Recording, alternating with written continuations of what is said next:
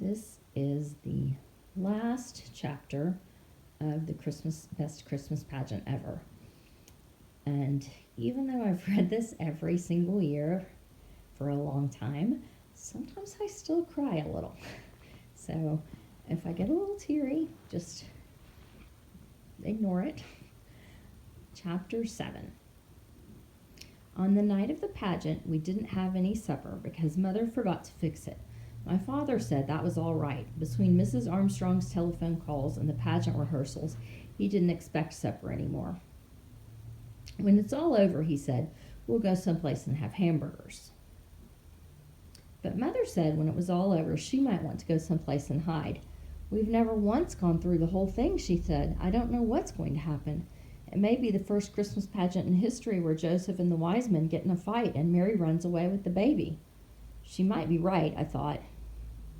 And I wondered what all of us in the angel choir ought to do in case that happened. It would be dumb for us to just stand there singing about the holy infant if Mary had run off with him. But nothing seemed very different at first. There was the usual big mess all over the place, baby angels getting poked in the eye by other baby angels' wings, grumpy shepherds stumbling over their bathrobes. The spotlight swooped back and forth and up and down until it made you sick at your stomach to look at. And as usual, whoever was playing the piano pitched away in a manger so high we could hardly hear it, let alone sing it. But everything settled down, and at 7:30 the pageant began. While we sang Away in a Manger, the ushers lit candles all around the church, and the spotlight came on to be the star. So you really had to know the words to Away in a Manger, because you couldn't see anything, not even Alice Windlekin's Vaseline eyelids. After that, we sang 2 verses of O Little Town of Bethlehem, and then we were supposed to hum some more of Little Town of Bethlehem, while Mary and Joseph came in from a side door. Only they didn't come right away.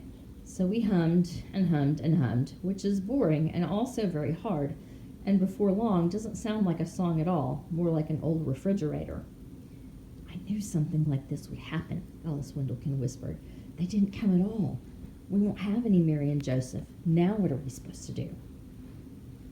I guess we would have gone on humming till we all turned blue, but we didn't have to. Ralph and Imogene were there all right, only for once they didn't come through the door pushing each other out of the way. They just stood there for a minute, as if they weren't sure they were in the right place, because of the candles, I guess, and the church being full of people. They looked like the people you see on the 6 o'clock news. Refugees sent to wait in some strange, ugly place with all their boxes and sacks around them. It suddenly occurred to me that this was just the way it must have been for the real Holy Family, stuck away in a barn by people who didn't much care what happened to them. They couldn't have been very neat and tidy either, but more like this Mary and Joseph. Imogene's veil was cockeyed as usual, and Ralph's hair stuck out all around his ears. Imogene had the baby doll, but she wasn't carrying it the way she was supposed to, cradled in her arms. She had it slung up over her shoulder, and before she put it in the manger, she thumped it twice on the back. I heard Alice gasp, and she poked me. I don't think it's very nice to burp the baby Jesus, she whispered, as if he had colic. Then she poked me again. Do you suppose he could have had colic? I said, I don't know why not, and I didn't. He could have had colic or been fussy or hungry like any other baby. After all, that was the whole point of Jesus, that he didn't come down on a cloud like something out of Amazing Comics, but that he was born and lived, a real person. Right away, we had to sing While Shepherds Watch Their Flocks by Night, and we had to sing very loud because there were more shepherds than there were anything else, and they made so much noise, banging their crooks around like a lot of hockey sticks. Next came Gladys from behind the angel choir, pushing people out of the way and stepping on everyone's feet. Since Gladys was the only one in the pageant who had anything to say, she made the most of it. Hey, unto you a child is born, she hollered, as if it was, for sure, the best news in the world. And all the shepherds trembled, sore afraid. Of Gladys, mainly, but it looked good. Then came 3 carols about angels. It took that long to get the angels in because they were all the primary kids and they got nervous and cried and forgot where they were supposed to go and bent their wings in the door and things like that. We got a little rest then while the boys sang We Three Kings of Orient Are, and everybody in the audience shifted around to watch the wise men march up the aisle. What have they got? Alice whispered. I didn't know, but whatever it was heavy. Leroy almost dropped it. He didn't have his frankincense jar either, and Claude and Ollie didn't have anything that they were supposed to bring. I knew this would happen, Alice said for the second time. I bet it's something awful. Like what? Like a burnt offering. You know the Herdmans. Well, they did burn things, but they hadn't burned this yet. It was a ham. And right away, I knew where it came from. My father was on the church charitable works committee. They give away food baskets at Christmas, and this was the Herdman's food basket ham. It still had the ribbon around it saying Merry Christmas. I bet they stole that, Alice said. They did not. It came from their food basket, and if they want to give away their own ham, I guess they can do it. But even if the Herdmans didn't like ham, that was Alice's next idea, they had never before in their lives given anything away except lumps on the head, so you had to be impressed. Leroy dropped the ham in front of the manger. It looked funny to see a ham there instead of the fancy bath salt jars we always used for the myrrh and the frankincense. And then they went and sat down in the only space that was left. While we sang, "What child is this?" the wise men were supposed to confer among themselves and then leave by a different door, so everyone would understand they were going home another way. But the Herdmans forgot, or didn't want to, or something, because they didn't confer and they didn't leave either. They just sat there, and there wasn't anything anyone could do about it. They're ruining the whole thing, Alice whispered. But they weren't at all. As a matter of fact, it made perfect sense for the wise men to sit down and rest, and I said so. They're supposed to have come a long way. You wouldn't expect them to just show up, hand over the ham, and leave. As for ruining the whole thing, it seemed to me that the Herdmans had improved the pageant a lot, just by doing what came naturally, like burping the baby, for instance, or thinking a ham would make a better present than a lot of perfumed oil. Usually by the time we got to Silent Night, which was always the last carol, I was fed up with the whole thing and couldn't wait for it to be over. But I didn't feel that way this time. I almost wished for the pageant to go on, with the Herdmans in charge, to see what else they would do different. Maybe the wise men would tell Mary about their problem with Herod, and she would go tell them to go back and lie their heads off.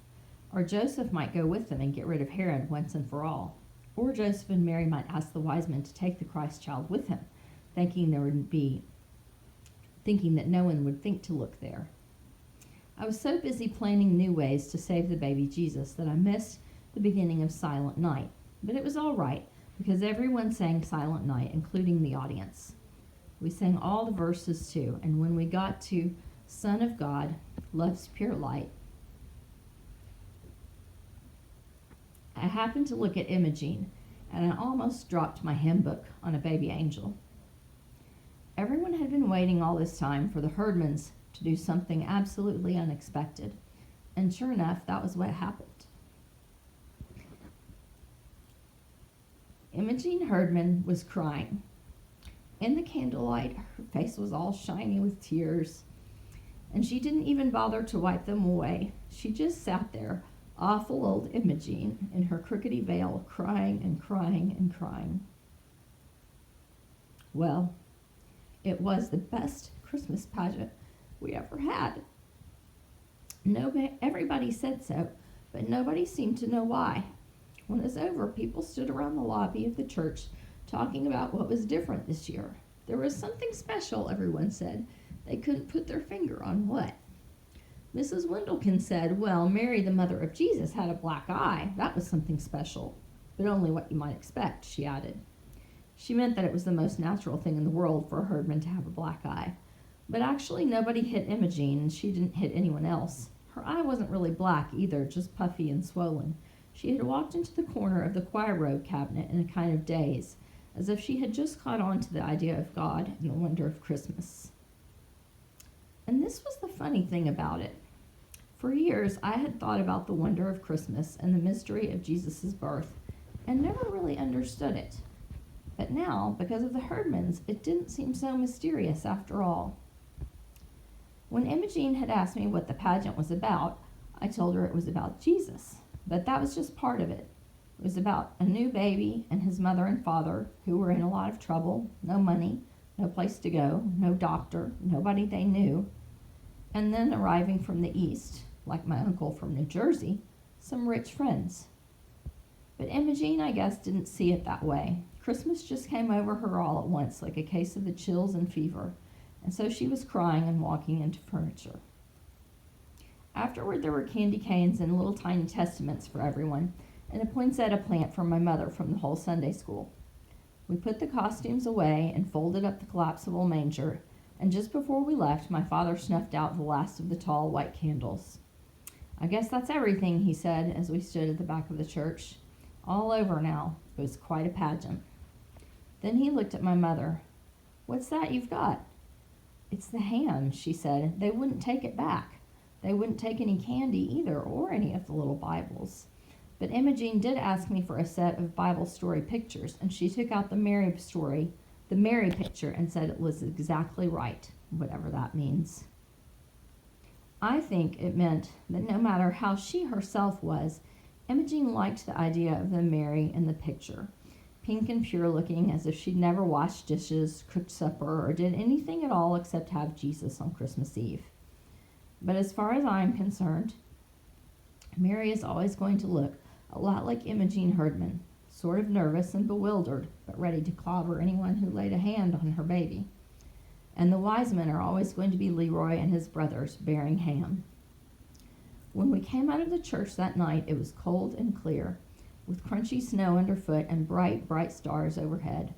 I thought about the angel of the Lord, Gladys, with her skinny legs and her dirty sneakers, sticking out from under her robe, yelling at us all, everywhere, "Hey, unto you a child is born." The end.